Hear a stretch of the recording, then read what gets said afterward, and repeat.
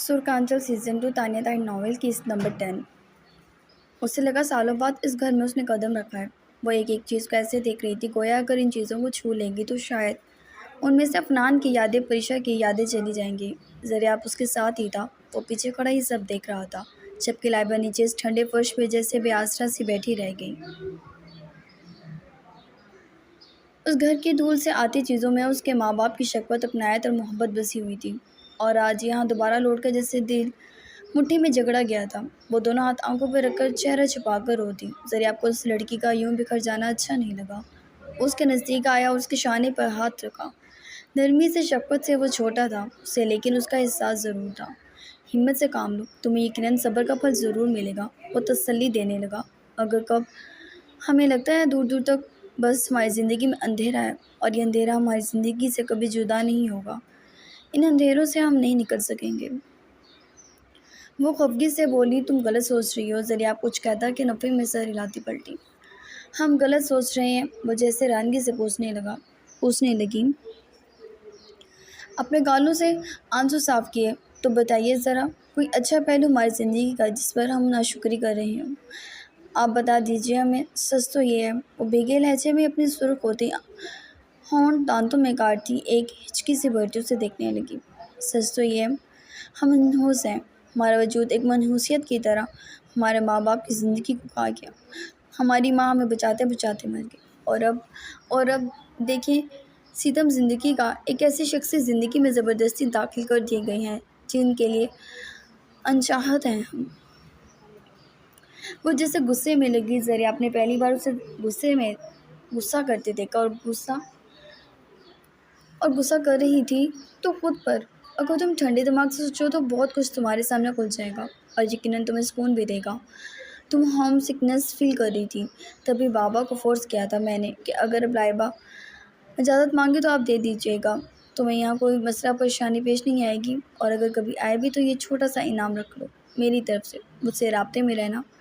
वैसे यहाँ सब सिक्योर है, लेकिन कुछ फासले पे है ये हमारे घर से, और फासला इतना है कि तुम्हारी एक पुकार पर मैं खड़ा नहीं हो सकता। तुम्हें थोड़ा बहादुरी का मुजाहरा करना होगा।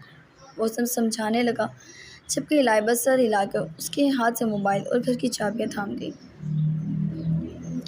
वैसे तुम्हें ज़्यादा अकेलापन महसूस नहीं होगा, क्योंकि एक खातून है हमारे घर में जिनकी ज़ुबान कैंची से तेज़ है। वो यकीनन तुम्हारा दिल लगा के रखेगी। वो उठ खड़ा हुआ। लाइबा ने उसे ज़रा मुंह बना कर देखा। वो बहुत अच्छी है, समझे? आप बिला वजह उसको परेशान करते हैं। अच्छी? उससे ज़्यादा चालाक लड़की नहीं देखी। सर, आपको याद था वो किस तरह उसके मुंह पर पूरे नंबर मार के गई थी? अब क्या किया उन्होंने? ना वो बातें करती हैं, ना ही आप उनसे बात करते हैं। बात के काबिल भी तो हो इंसान। उस सर झटक कर बोला। सरिया लाइबा घूरने लगी। चलो मान लिया तुम मुझसे उम्र में बड़ी हो, रिश्ते में बड़ी हो, लेकिन मैं बिल्कुल इस बात में इंटरेस्टेड नहीं हूँ कि तुम्हें अपने आप से बड़ा समझूँ। तो मुझे मत घूरो। वो घर साफ कैसे होगा? ये घर साफ कैसे होगा? वो इधर उधर देखता बोला। लाइबा मुस्कुरा दी। हम सब कर लेंगे, वो शौक से बोली। अकेले? वो हैरानगी से देखने लगा। बिल्कुल अकेले। हम मुइज़ अंकल के महल नुमा घर का सारा काम खुद ही करते थे, किसी भी दिक्कत के बिना ही। वो हल्का सा मुस्कुरा दी। ज़रिया अपने गहरा सांस भरा। मैं नूर आपी और उस शानी से कहता हूँ तुम्हारी हेल्प के लिए आ जाए, वो बोला और नंबर डायल करने लगा, जबकि लाइबा कमरे देखने लगी। माँ बाप के कमरे की एक एक चीज़ वैसी ही पड़ी थी। फ़र्क इतना था, धूल ने और वक्त ने उन चीज़ों पर मिट्टी की एक गहरी तह जमा दी थी, जैसे अपनी शफाफ उंगली से साफ करते करते एक बार फिर उसकी आंख भीग गई। ज़रिया आपका मालूम नहीं था उसे वो कहाँ गया, लेकिन जब वो बाहर आई तो पूरा लाउंज खाली था।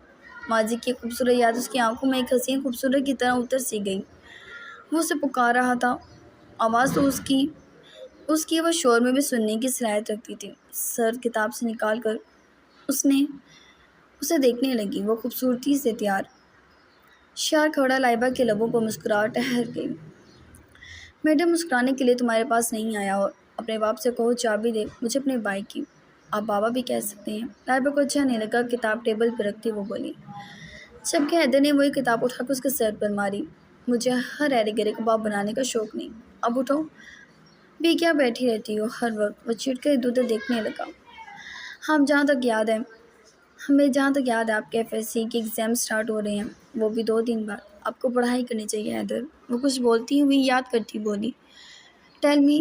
یلو شرٹ اور سفید پجامے اور یلو غصے میں وہ گارڈن میں بیٹھی اس گارڈن کی رونق میں جیسے اضافہ کر رہی تھی،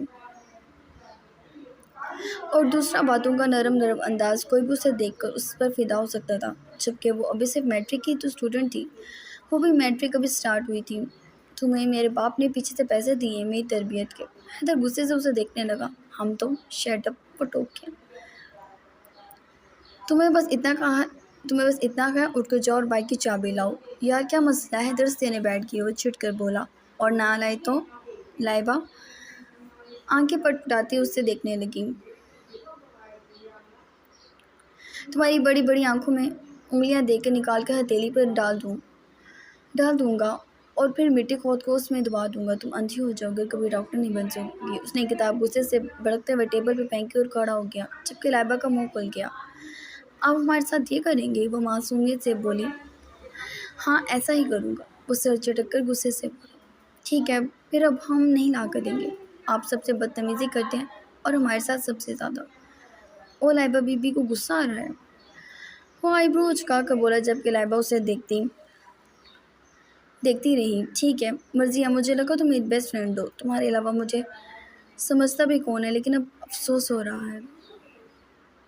شاید مجھے نورین کو اپنا بیسٹ فرینڈ بنا لینا چاہیے تھا، بائک تو اس کے بڑے بھائی کے پاس بھی ہے۔ افسوس، میں نے اپنا بہترین دوست کھو دیا۔ ڈرامے کی انتہا تھی۔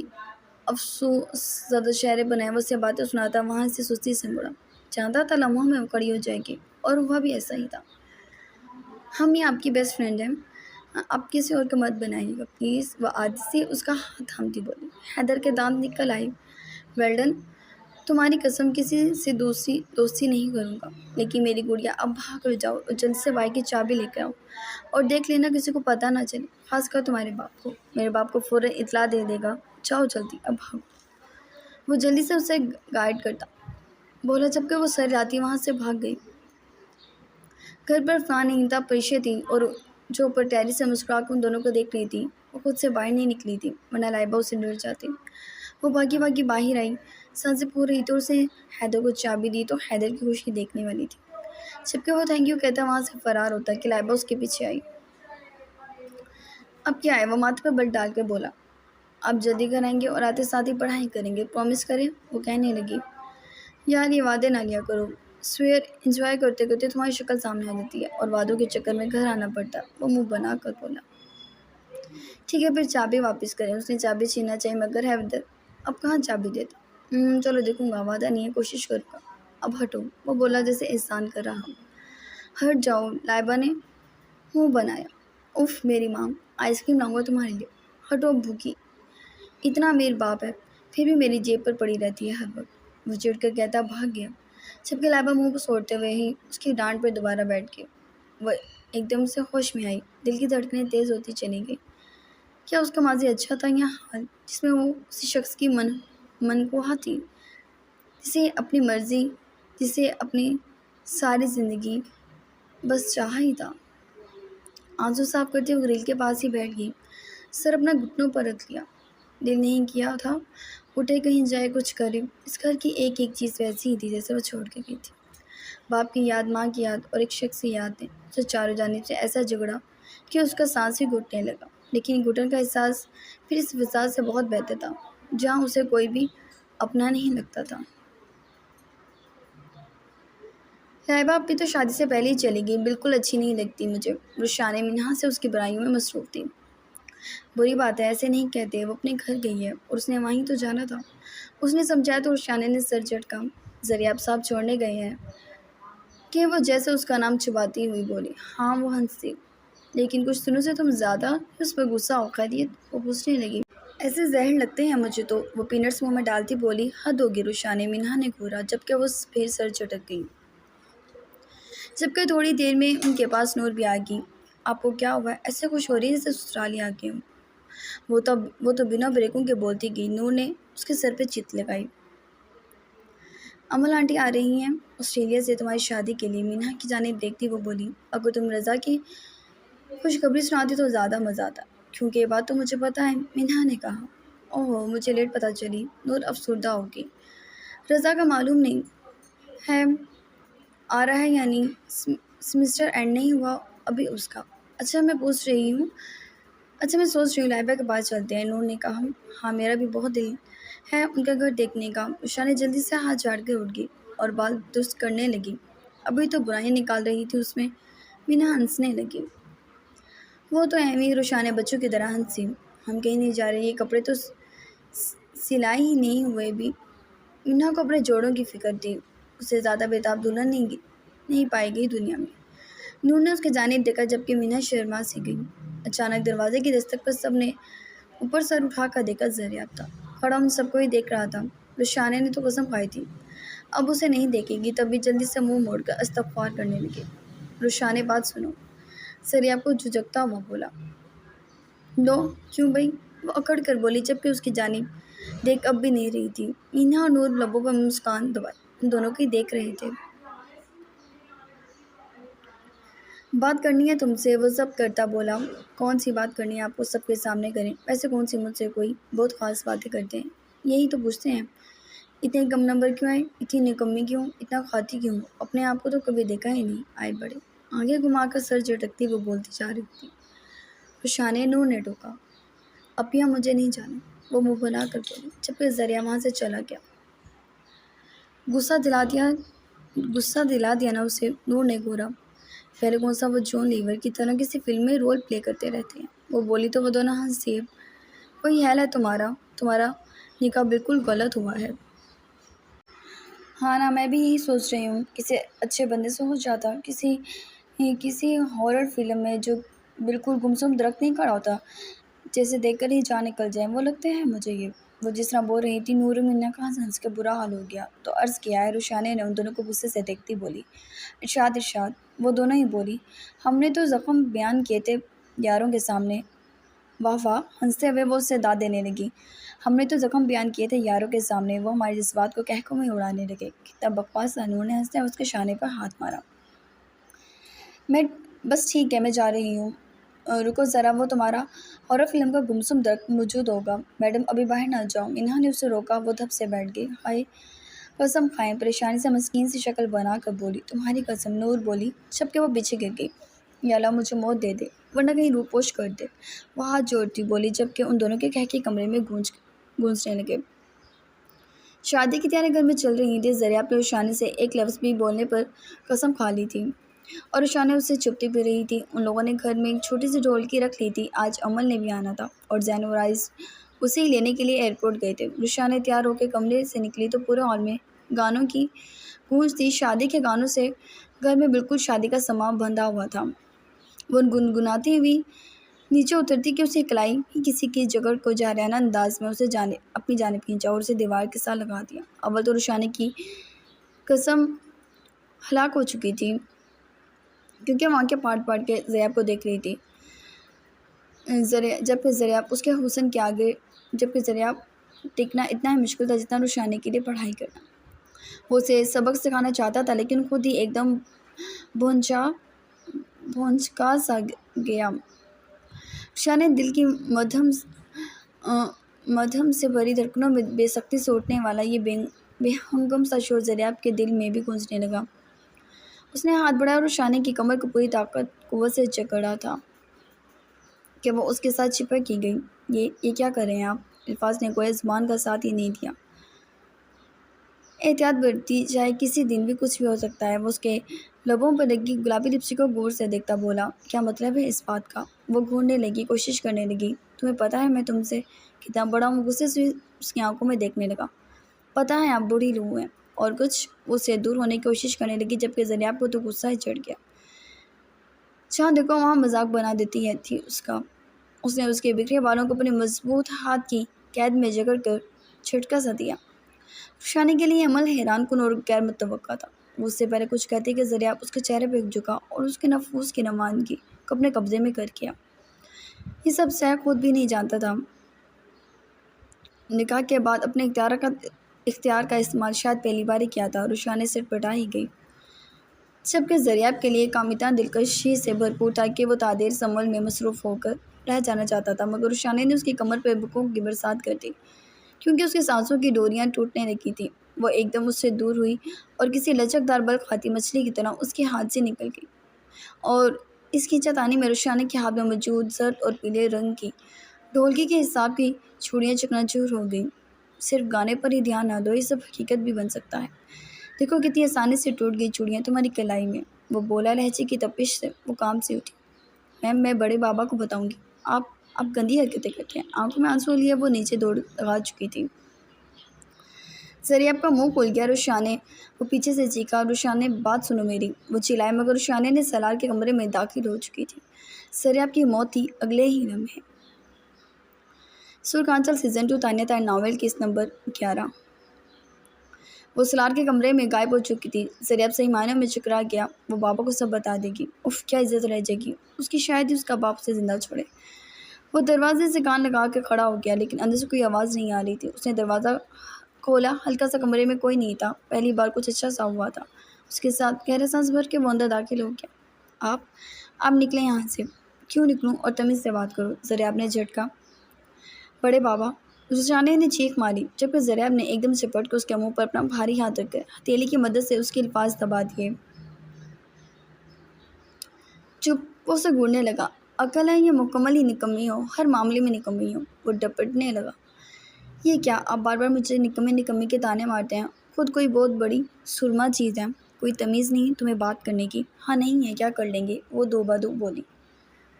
بتاتا ہوں کیا کروں گا۔ اس نے ایک بار پھر رشانے کو کھینچا، اور اس سے پہلے وہ دوبارہ اسے سبق سکھانے کو اس کے چہرے پر جھکتا کہ دروازے کا لاک کھلا، اور زریاب ایک جھٹکے سے اسے چھوڑ کر دور ہوا۔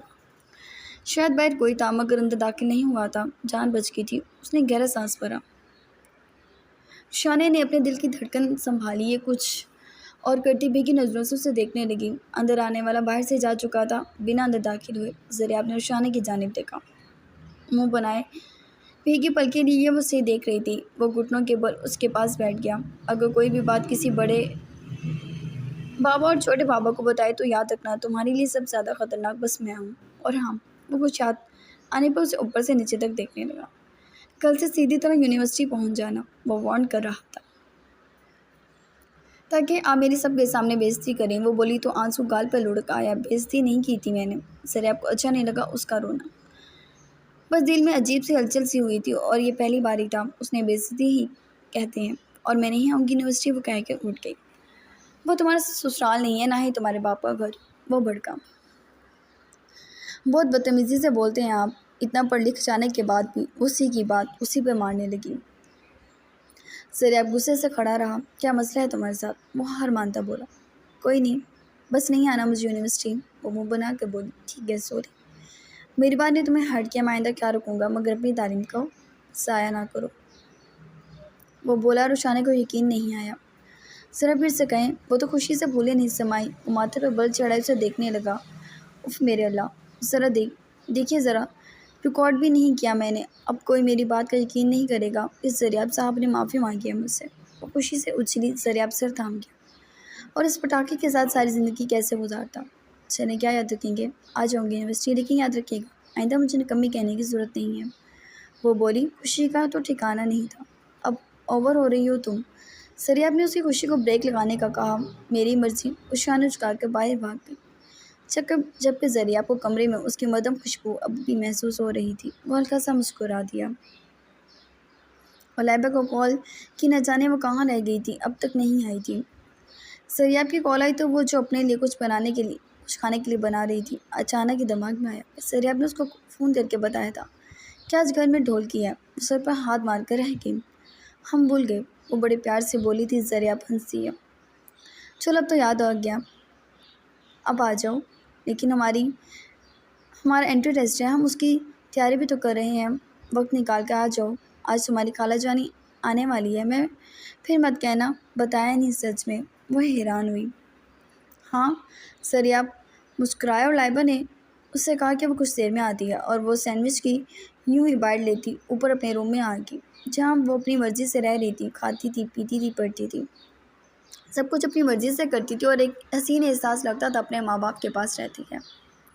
اس نے الماری میں کپڑے دیکھے، بالکل بچے نہیں تھے، وہ برا سا منہ بنانے لگی۔ ہمارے پاس تو ڈھنگ کا ایک جوڑا بھی نہیں، وہ سوچنے لگی۔ اسے ایک گاڑی ڈرائیو کرنی آتی تھی اور زریاب نے افنان کی گاڑی بھی ٹھیک کرا دی تھی۔ ہاں وہ نہیں تھی لیکن وہ اس کے باپ کی تھی تو سب سے اچھی تھی۔ اس نے وہ چابی اٹھائی اور خوشی سے گھر سے باہر نکل گئی۔ معلوم نہیں کیسے اتنے سالوں سے ہی ہمت جواب دے گئی تھی، لیکن اب یہاں آ کر ہمت آ گئی تھی۔ وہ گاڑی چلاتے ہوئے بھی رو دی، کئی بار آنکھوں سے آنسو چھلک گئے۔ بہت چھوٹی عمر میں عفنان نے ہی اسے گاڑی چلانا سکھائی تھی۔ وہ تقریباً 20 منٹ میں ایک مال میں پہنچی۔ اسے یہاں پر زیادہ جگہوں کا نہیں پتہ تھا۔ ایک بار رشان اور شیری کے ساتھ یہاں آئی تھی۔ وہ باہر نکلے اور سر پہ دوپٹہ جو سرک گیا تھا لے کر وہ مال کے اندر بڑھ گئی۔ پتہ نہیں کیسا احساس تھا لیکن کافی اچھا لگ رہا تھا اسے یہاں آ کر۔ معلوم نہیں کتنے سال پہلے اس نے اپنی پسند کے کپڑے پہنے تھے، ورنہ اتنا نہیں پہنتی تھی آج تک عالیہ کی۔ وہ ایک شاپ میں داخل ہوئی، تقریباً سب نے مڑ کر اس کی جانب دیکھا کیونکہ وہ تھی ہی ایسی، سادگی میں بھی کمال بے مثال سی۔ ہمیں کپڑے دیکھنے ہیں، اس نے ایک سیلس مین کو کہا، جبکہ سیلس مین اس کے بولنے کے انداز سے امپریس ہوتا مسکرا کر اس کے آگے کپڑے رکھنے لگا اور پھر ہینگ میں لٹکے کپڑے دکھانے لگا۔ وہ دیکھ رہی تھی کہ اچانک ہی ایک جانب اچانک سے خوشبو ناک کے نتھوں سے ٹکرائی اور وہ بے ساختہ شاپ کے دروازے کی جانب دیکھنے لگی۔ وہ وہی لڑکی تھی جسے اس نے حیدر کی پارٹی میں دیکھا تھا۔ اس لڑکی کے شانے پہ ہاتھ رکھ کے دکان میں داخل ہوا تھا۔ تمہاری جیتی خوشی میں جو میرا دل کرے گا میں لوں گی، اس لڑکی نے اٹھلا کر کہا۔ Why not? وہ اس کا گال تھپ تھپا کر بولا۔ لائبہ کو لگا وہ چور سی ہو گئی ہو۔ وہ جلدی سے اپنا چہرہ موڑ گئی۔ دل تھا کہ کئی ٹکڑوں میں تقسیم ہو گیا تھا اور بے ساختہ گھبراہٹ سے اتنے خوشگوار ماحول اور موسم میں بھی اس کی پیشانی پہ پسینے کے قطرے چمک اٹھے، ہاتھ پاؤں ٹھنڈے پڑنے لگے۔ میڈم آپ کی طبیعت ٹھیک ہے؟ سیلس بوائے بولا جبکہ گھبراہٹ کے مارے ریشمی لمبے بالوں پر سے دوپٹہ بھی اتر گیا۔ وہ سیلس مین کو دیکھنے لگی۔ نہیں ہمیں کچھ نہیں ہوا، اس نے گھبراتے ہوئے کہا اور وہاں سے بھاگتی ہوئی نکلی۔ تقریباً دکان میں سب لوگوں نے یہ منظر دیکھا، حیران سبھی تھے۔ جبکہ وہ بھاگ کر جب نکلی تو کسی سے ٹکرا گئی اور حیدر جو فون سن رہا تھا اپنے دوست کا، اس کا فون زمین پہ گرتے گرتے بچا۔ نان سینس، علیشہ بولی اور غصے سے لائبہ کی پشت گھورنے لگی، جبکہ حیدر اس لڑکی کی خود بھی پشت دیکھ رہا تھا جو کہ بھاگ کر وہاں سے جا رہی تھی۔ معلوم نہیں کیوں خوشبو جانی پہچانی تھی، بے ساختہ اس کے منہ سے نکلا۔ اب بس کرو، تمہیں تو ہر لڑکی کی خوشبو کی پہچان۔ وہ ذرا موڈ بگاڑ کر بولی۔ حیدر ہنس دیا۔ یہ بھی ہے علیشہ، جبکہ اس نے علیشہ کی جانب توجہ کر لی۔ اب میں کچھ لے لوں یا تمہیں اس خوشبو کے تعاقب میں جانا ہے؟ زیادہ دو تو ہو آؤں۔ وہ چڑھانے لگا۔ حیدر علیشہ نے گورا جبکہ وہ بے نیازی سے ہنستے ہوئے سر جھٹک گیا۔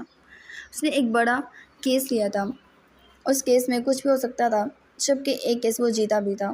جس خوشی میں علیشہ نے شاپنگ کی ڈیمانڈ کر لی تھی تو وہ اسے یہاں لے آیا، جبکہ جس کیس میں اس نے ہاتھ ڈالا تھا وہ کوئی عام لوگ نہیں تھے، لیکن پھر بھی اسے ایسے کھیل کھیلنے میں کافی مزہ آتا تھا جو آسان نہ ہو۔ اس کی وجہ سے وہ اس کیس میں اتر چکا تھا، اپنے مستقبل کی پرواہ کیے بنا ہی۔ لائبہ واپس گھر آئی تو اب بھی اس کی حالت کچھ دیر پہلے سے ذرا بھی مختلف نہیں تھی۔ وہ جلدی سے اپنے آپ کو چھپا کر بیٹھ گئی۔ اس نے نہیں سوچا کہ اس کا دوبارہ کبھی حیدر سے سامنا ہوگا، اور وہ کسی اور کے ساتھ۔ اصل تکلیف کا باعث شاید یہ بات تھی۔ اس کی آنکھوں سے بے شمار آنسو بہہ کر اس کے گالوں پر لڑکنے لگے، جبکہ آنکھیں سرخ ہو گئیں، چہرہ بھی ہلکی ہلکی سرخی لیے ہوئے تھا۔ زریاب کی کال آ رہی تھی۔ اسے کہیں نہیں جانا تھا، کہیں بھی نہیں۔ وہ جتنا اس سے بچنا چاہتی تھی اتنا ہی وہ اس کے ذہن پہ اس کے خوابوں پر سوار ہوتا تھا، اور آج اسے اپنی آنکھوں سے کسی اور کے ساتھ اس طرح دیکھ کر دل پھٹنے کو تھا۔ محبت بے شمار ہو تو کسی تیسرے رفیق کو برداشت نہیں کرتی، اور وہ کسی تیسرے کو برداشت کر کے وہ محبت ہی نہیں ہوتی۔ اور اس کے وجود کے ایک ہی قصے نے اس کی روئے حیدر سے محبت کی تھی، تو پھر اسے بھول کیسے سکتی؟ دل سے نکالتی دماغ پر رہتا، دماغ سے نکالتی دل میں بس جاتا، جگہ جگہ دکھائی دیتا، اور تکلیف بھی ہو رہی تھی، دل دکھ رہا تھا۔ وہ اپنے ہاتھوں پہنچنے لگی۔ تا دیر وہ اپنی محبت کے لٹنے پہ ماتم کر رہی تھی، اور لٹ کون رہا تھا؟ وہ جو اس کی محبت کا پہلا گواہ تھا، جو جانتا تھا لائبہ اس کے عشق میں دیوانی ہے، لیکن وہ سخت دل کی انتہا پر تھا۔ سب نے اس کا ڈھولکی پر انتظار کیا مگر وہ نہیں آئی، جبکہ امل بھی آ گئی تھی، اس کے ساتھ اس کا بیٹا ایان بھی۔ عالم اور امل سب پہلے ملے تھے اور سب کافی خوش تھے ایک دوسرے سے مل کر. اس کا شوہر نہیں آیا تھا، شادی کے قریب آنے والا تھا. اس سلاڈ کی چاٹ سن کر تو اس نے جلد آنے کا وعدہ بھی کر لیا تھا. جبکہ عالم شاید پہلی بار ان سب سے مل رہا تھا. پرشے کے بارے میں سب سن کر عمل بہت روئی تھی. اس کی بہن تھی اور اس کے ساتھ اتنا سب ہو گیا اور اسے پتہ بھی نہیں چلا. جبکہ معلوم نہیں اس نے رات کیسے کاٹی تھی. لائبہ سے ملنے کے لیے وہ بے چین تھی. تبھی اگلی صبح ناشتہ کرتے ہی ان سب نے لائبہ کے پاس آنے کا فیصلہ کر لیا. لائبہ کو علم نہیں تھا. جس وقت وہ سب لوگ گھر آئے تو وہ اس وقت ناشتہ کر رہی تھی. ان سب کو دیکھ کر ایک دم کھڑی ہو گئی. عالم کے لیے وہ لڑکی ایک گڑیا جیسی تھی جسے چھو کر دیکھو تو کہیں میلی نہ ہو جائے. جیسے سارم بھی اسے بڑے پیار سے دیکھ رہا تھا. سیرب یونیورسٹی جا چکا تھا اور رشانے جو کہ اسے وعدہ کر چکی تھی اب تھوڑے بیٹھی تھی کیونکہ وہ یہاں آ گئی تھی اور اسے کافی شوق تھا افنان کا گھر دیکھنے کا. تبھی اس نے وعدہ کو توڑ دیا. مینا اور نور بھی آئی تھی جبکہ باقی سب بھی تھے. لائبہ مسکرا دی. آپ سب لوگ ہمیں بتا دیتے پہلے ہم ناشتہ بناتے. وہ سلار کی جانب دیکھتی بولی جس نے آگے بڑھ کر اس کے سر پر ہاتھ رکھا. یہاں آ کر ہمیشہ افنان کی یاد آتی تھی. کبھی وہ اس گھر میں نہیں آتا تھا. وہ سنجیدگی سے نفی میں سر ہلا گیا. عمل آگے بڑھی اور لائبہ کا چہرہ اپنے دونوں ہاتھوں میں بھر لیا.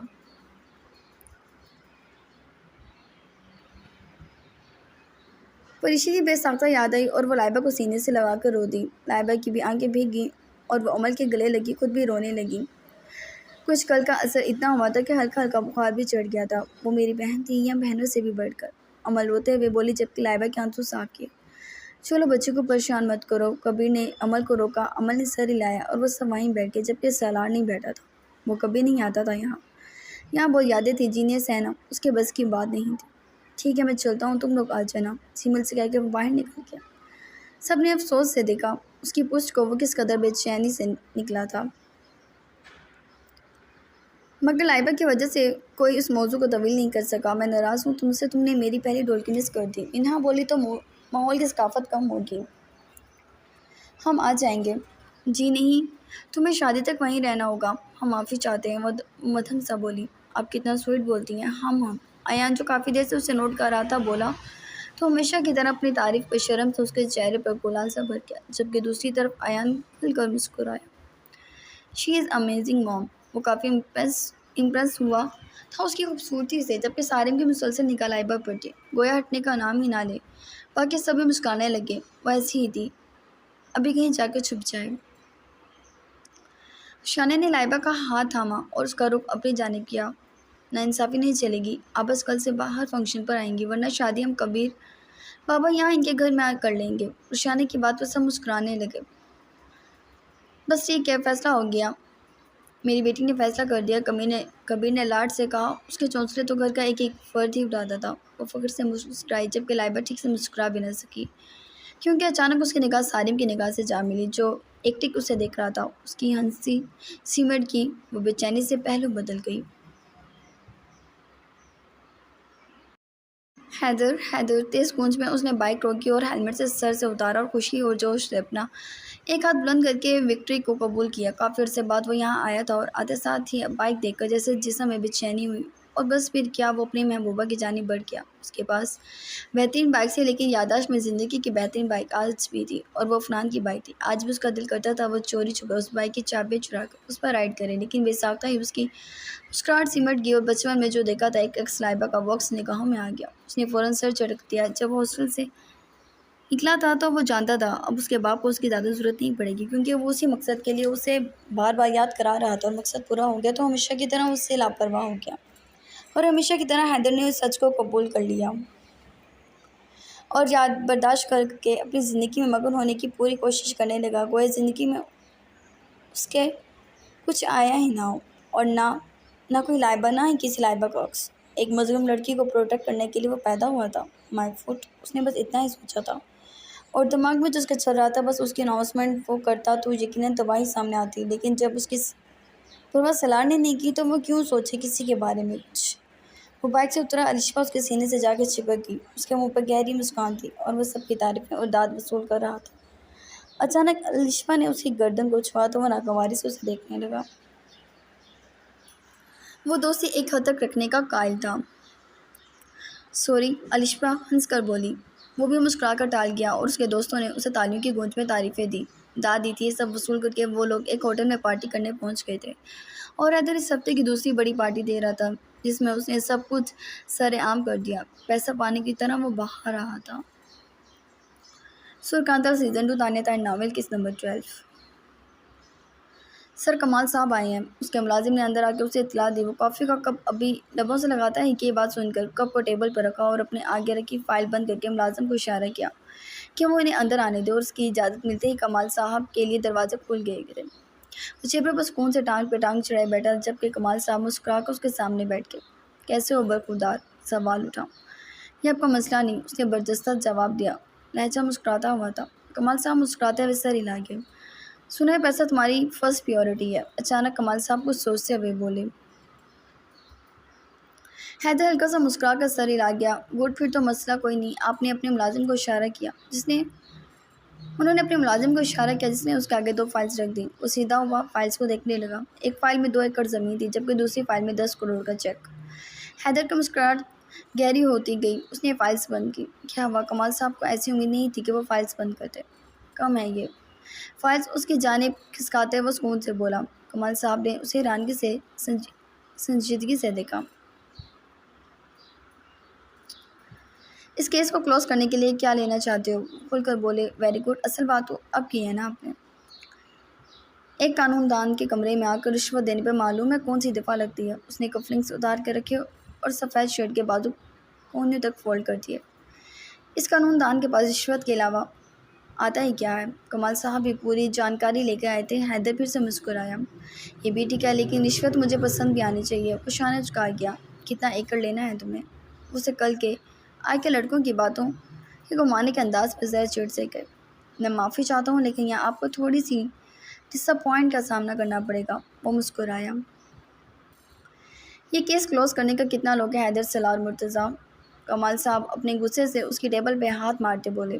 حیدر نے تیکھے تیوروں سے ان کے اس عمل کو گورا اور سر ہلا دیا۔ سب سے پہلے بات، میرے کمرے میں آپ کی آواز مجھ سے اونچی نہ ہی ہو تو مناسب ہے کمال صاحب، اور دوسری اور سب سے اہم بات، میری پہچان اپنے دانتوں میں چھپا کر آپ نے خود کو باور کرا دیا کہ میں آپ کی مدد کوئی نہیں کروں گا۔ وہ ہاتھ کھڑے کر کے بولا۔ تمہارا باپ جو تمہیں ذرا بھی اہمیت نہیں دیتا، اس نے تمہاری ساری زندگی خود سے دور رکھا۔ تم اس کی دشمنی مجھ سے نہ نبھاؤ بیٹے، ہاتھ ملاؤ، پیسہ بناؤ۔ اسٹیٹمنٹس میں مجھے نہ مارے کمال صاحب، ہاتھ ملانا ہوتا پہلے ملا لیتا، اور پیسہ تو آپ سے زیادہ بنا ہی لیتا ہوں۔ وہ مسکرا کر بولا جبکہ کمال صاحب کو اس کی مسکراہٹ اچھی نہیں لگی تھی۔ ٹھیک ہے، انجام کے ذمہ دار تم خود ہوگے۔ ایک وکیل کو دھمکیاں دینے کا مقصد اس ملاقات کا آپ پر مہنگا پڑنا بھی ہے۔ لیکن حیدر مرتضیٰ ایسے ہی اس عدالت کی جان نہیں بنا۔ کمال صاحب اپنے بیٹے کو سلاخوں کے پیچھے دیکھنے کی عادت ڈال لیں۔ جب تمہارے اندر اتنی انسانیت ہی نہیں کہ تم انصاف کے تقاضوں پر پورے اترو تو تم کس بات کا مجھ سے بدلہ لے رہے ہو؟ کمال صاحب بڑھ کے، بدلہ تو کافی پرانا ہے، آپ کی یادداشت کمزور ہو تو الگ بات ہے۔ وہ سنجیدگی سے بولا۔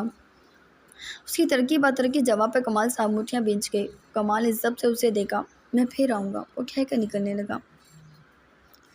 آتے جاتے رہیے گا، اس نے لاپرواہی سے کہا اور پرمزہ مسکان اس کے چہرے پر اچھالی جیسے کمال صاحب دے کر چلے گئے، اور ان کے نکلتے ہی اس کی مسکراہٹ پل میں سمٹ گئی۔ وہ دونوں فائلز وہیں چھوڑ کر گئے تھے۔ اس نے فائلز کو ملازم کے ہاتھ باہر پھینکوا دیے جسے کمال صاحب بھی دیکھ چکے تھے۔ اس کے باپ تک خبر پہنچاؤ گے کہ کس کیس میں ملبوس ہونے کی کوشش کر رہا ہے؟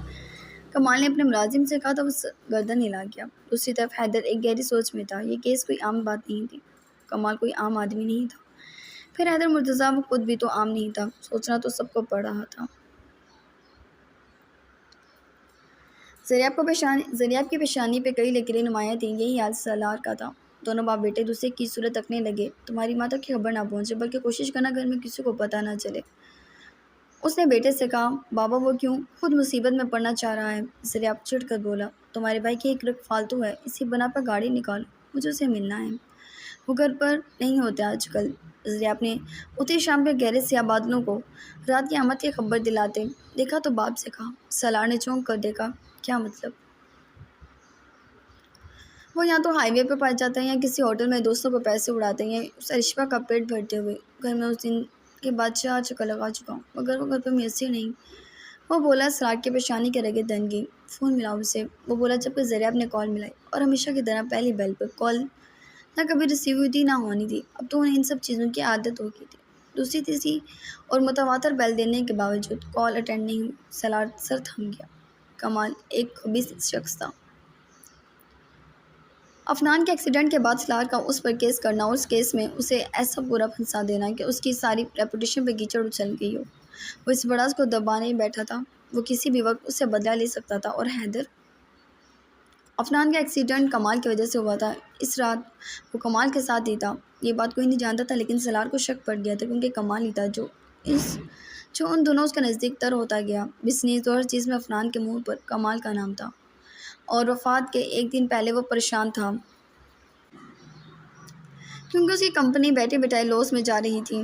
سارا پیسہ اس کا بزنس افنان کے بعد کمال نے ہڑپ لیا تھا۔ سلار نے اس پر کیس کرا دیا اور کمال 2 سال کیس میں الجھا رہا، اور پھر معلوم نہیں کیسے وہ باہر نکل آیا تو اس کے بعد غائب ہو گیا۔ سلار کے اندر اب اس تک اس چیز کی بڑاس نہیں نکلی تھی، کمال نے اس کے بیٹے کے گرد گھیرا بنا لیا تھا۔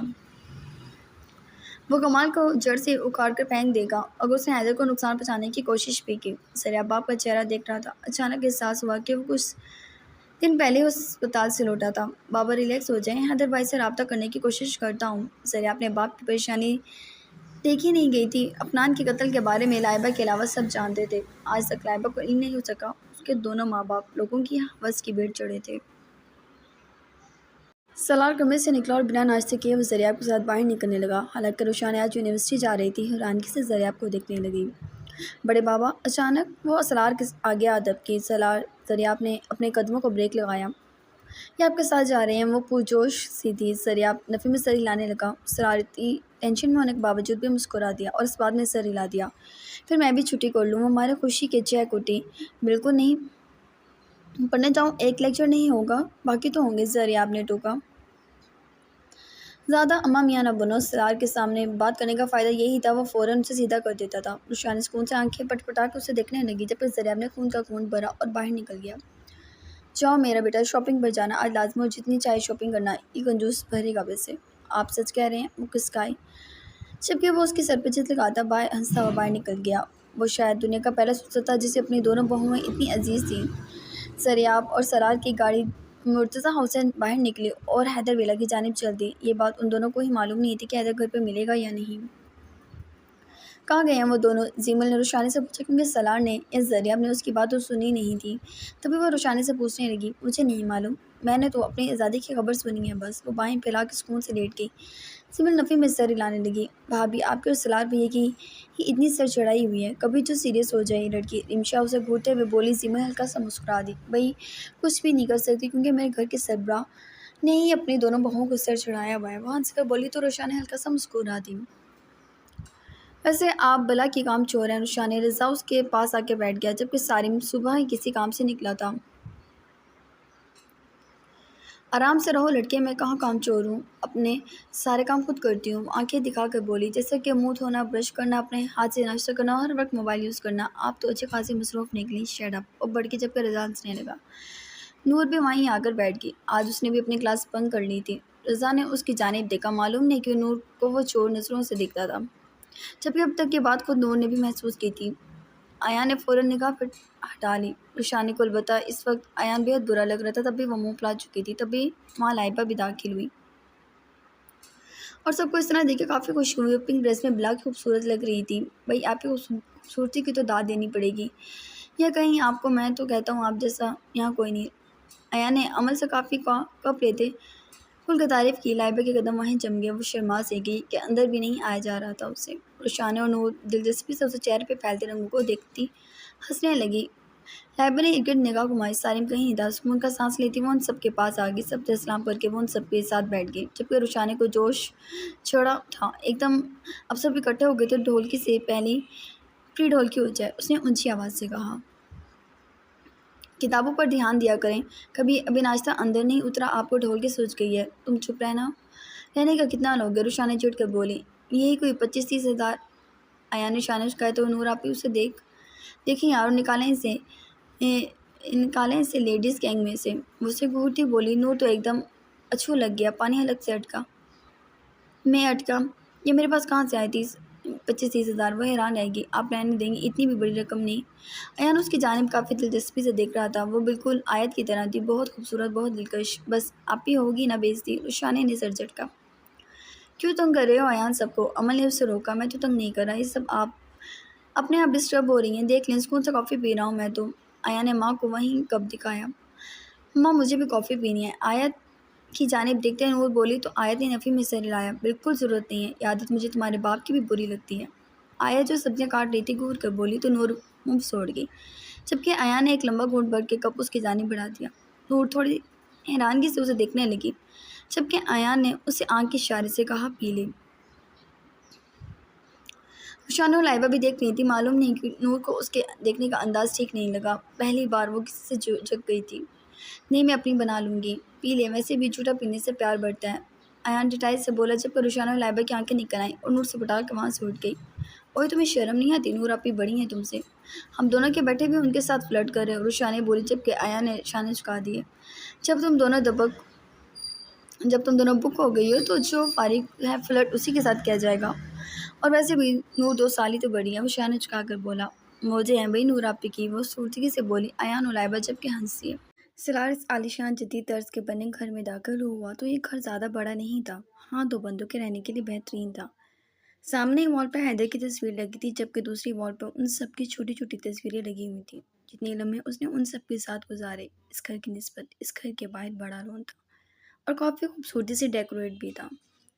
سلار کو دیکھ کر وہاں پر موجود ملازم ہر وقت موجود ہوتا دوڑ کر آیا۔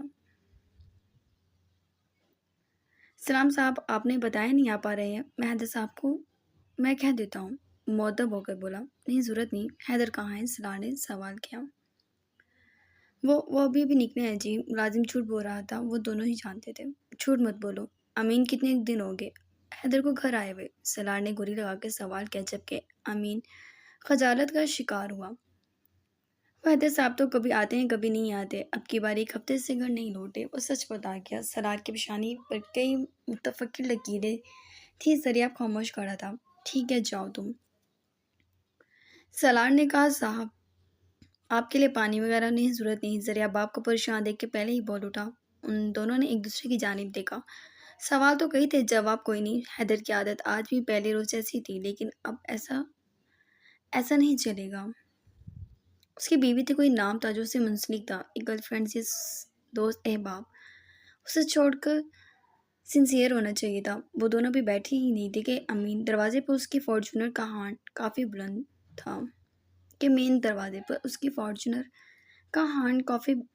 تھا جو کہ نے دروازہ کھولا۔